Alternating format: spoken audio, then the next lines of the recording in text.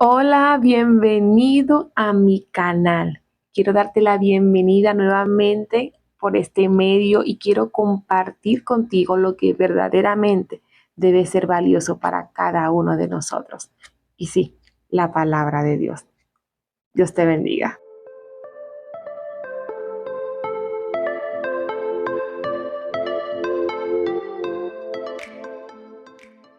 Quizás en algún momento de tu vida, de tantas situaciones difíciles que has atravesado, te has hecho una gran pregunta. ¿Por qué los malvados prosperan? Pues quiero decirte que hay un salmo que habla específicamente de un hombre que estaba atravesando por lo que tú y yo, quizás en algún punto de nuestras vidas, lo hemos hecho y nos hemos hecho esta pregunta. Y se encuentra en Salmo 73. Es un salmo escrito por Asaf, un salmo donde nos dice cómo él estaba luchando contra una frustración, contra un pecado que estaba abrumando su vida. Él era un músico como el salmista David y escribió 11 salmos a partir del Salmo 73. Y quiero que juntas aprendamos a leer y a poder entender lo que Dios quiere enseñarnos a través de lo que Asaf confesó. En este salmo vamos a ver cómo Asaf empieza a describir la vida que estaba llevando los malvados y que hoy en día pues no es excepto, pero vemos cómo él empieza a describir a ese tipo de personas. En el versículo 2 él comienza a confesar primeramente cómo casi perdía la mirada en lo que verdaderamente es valioso para los hijos de Dios. Y vemos en el versículo 2 del Salmo 73 y te invito a que juntas podamos leerlo. Esta es una versión de la Nueva Traducción Viviente y dice así: pero en cuanto a mí, casi perdí el equilibrio, mis pies resbalaron y estuve a punto de caer. Vemos como él confiesa que su pecado estaba casi arrastrándolo hacia un camino diferente a lo que el Señor quiere que él pueda estar observando. Y vemos que él confiesa cuál era ese pecado y dice, porque envidiaba a los orgullosos cuando los veía prosperar a pesar de su maldad. Pareciera que viven sin problemas, tienen el cuerpo tan sano y fuerte, no tienen dificultades como otras personas, no están llenos de problemas como los demás. ¿Cuántas veces tú y yo quizás nos hemos hecho esta pregunta? ¿Por qué ellos están tan bien? ¿Por qué ellos están tan prósperos? Y vemos como la envidia, sin darnos cuenta, empieza a crecer en nosotros y empieza también a crecer esa raíz de amargura al observar la vida de otros y observar cómo nosotros estamos viviendo o cómo las situaciones de cada día nos hacen cada vez más difíciles. Y vemos también cómo él sigue describiendo, dice, lucen su orgullo como un collar de piedras preciosas y se visten de crueldad. Más adelante vemos como él también dice, entonces la gente se desanima y se confunde al tragarse todas esas palabras. ¿Y qué sabe Dios? ¿Acaso el Altísimo sabe lo que está pasando? Preguntan la gente. O sea, las personas comienzan como que, ¿acaso el Señor sabe que ese hombre o esas personas no están haciendo lo correcto? ¿Será que Dios no está observando todo lo que está aconteciendo acá en la tierra? Muchas veces nosotros nos hacemos esa gran pregunta y empezamos como a dudar y empezamos a decir, ¿será que Dios se le escapó esto? ¿Será que Dios no está al tanto de esta situación que está aconteciendo? Porque el Señor permitió esta situación a generar preguntas, preguntas donde nos hacen pensar de que el Señor pues no está haciendo verdaderamente justo, y eso lo hace solamente cuando nosotros empezamos a pensar de manera pecaminosa, de manera ignorante, con la incredulidad de nuestra naturaleza.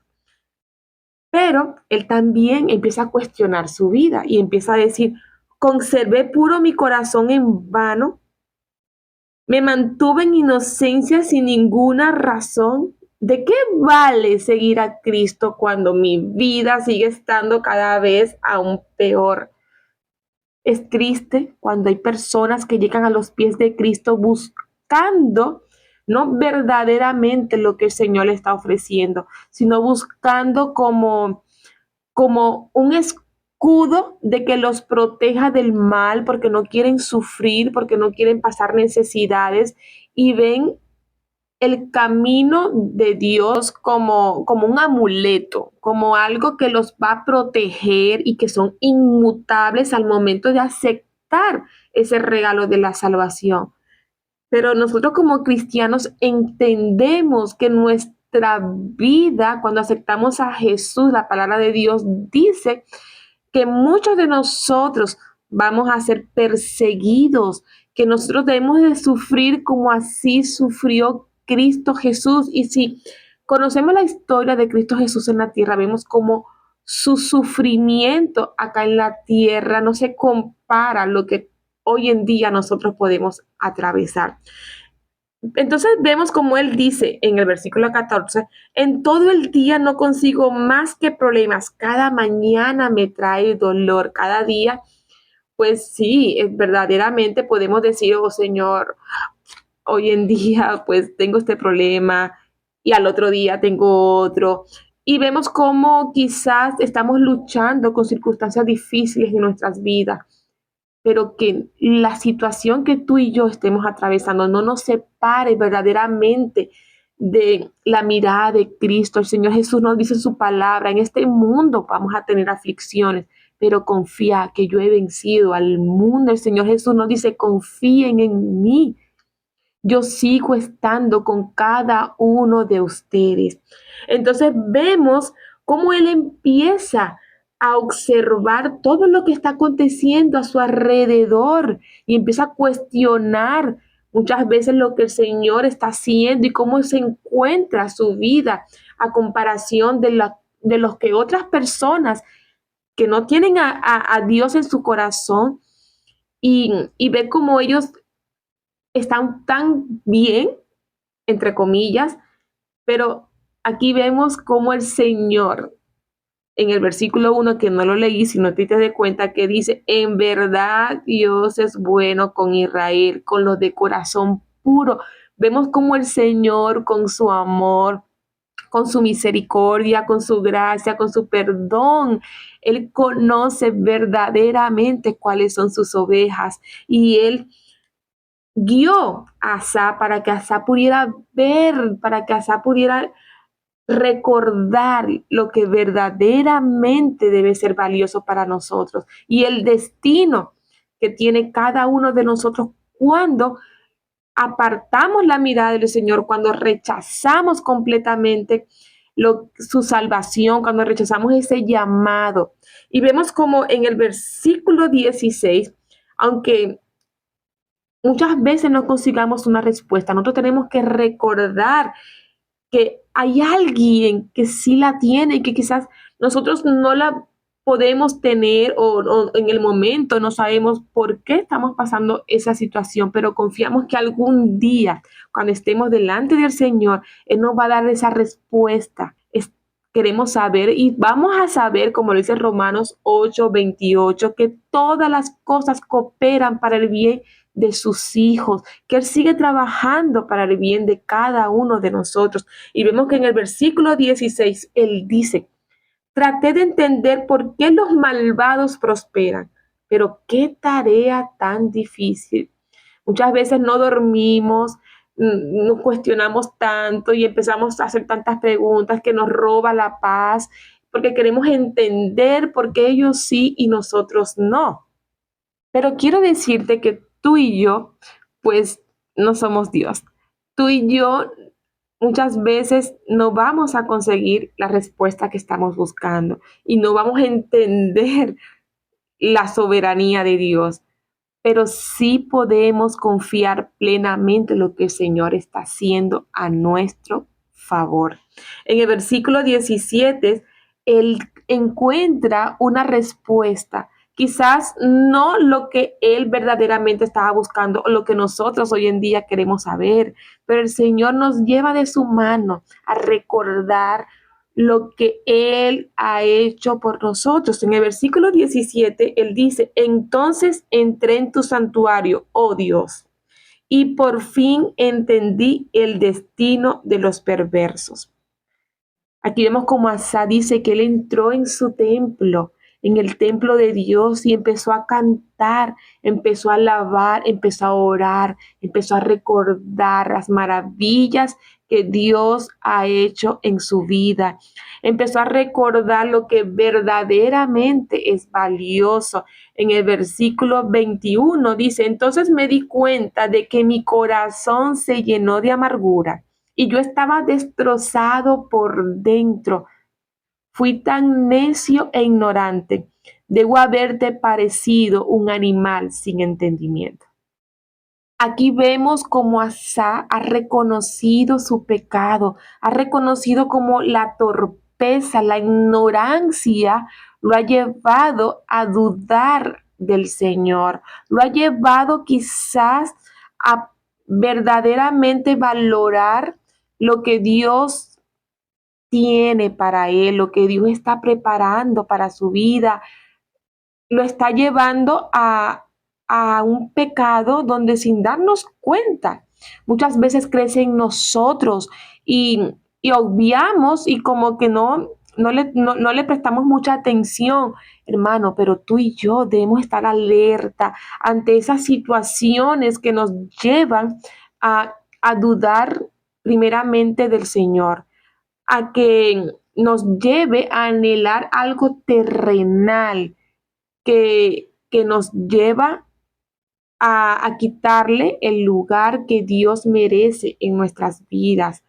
Y eso es algo muy sutil, muy silencioso, que muchas veces el enemigo trabaja y nosotros no le prestamos atención. Pero él reconoce también el amor del Señor. Él dice, sin embargo, todavía te pertenezco. El Señor, con su amor, con su misericordia, nos llama y nos dice que, que lo miremos a Él, que Él sigue obrando. Y vemos como Él dice, me tomas de la mano derecha, me guías con tu consejo y me conduces a un destino glorioso. Qué maravilloso poder caer a los pies de Cristo, reconocer nuestro pecado, reconocer que no hay nada más valioso que estar delante de Él, que en esta tierra vamos a tener muchas circunstancias, que vamos a ver alrededor de nosotros muchas injusticias, pero eso no nos puede hacer dudar de lo que el Señor está haciendo hoy en día, como lo dice en Lucas 16, verso 19 al 31, que nos habla de la parábola del hombre rico y Lázaro, un hombre pobre, pero vemos el destino de cada uno de ellos, vemos como el hombre rico, a pesar de tener riqueza, de tener elogios acá en la tierra, de hacer muchas cosas buenas, él no tenía a Dios en su corazón.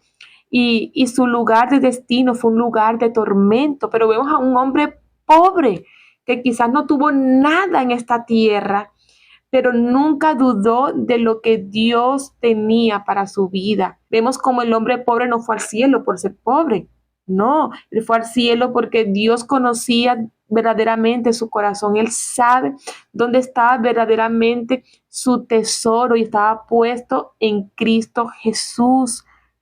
Tú y yo debemos anhelar, esperar pacientemente por lo que Dios está preparando para nosotros. Que algún día, aunque nosotros acá no tengamos nada, aunque nosotros acá en esta vida estemos padeciendo, es necesario para nuestro crecimiento, es necesario para que nuestra fe siga creciendo más y más en Él. Y algún día cuando estemos cara a cara con Él, todas estas cosas serán solo un recuerdo, porque nosotros no tendremos riquezas en esta tierra, pero somos ricos espiritualmente porque tenemos a Cristo Jesús. Asá dice en el versículo 25, ¿a quién tengo en el cielo sino a ti? Te deseo más que cualquier cosa en la tierra. Tú y yo verdaderamente estamos anhelando a Cristo más que otras cosas.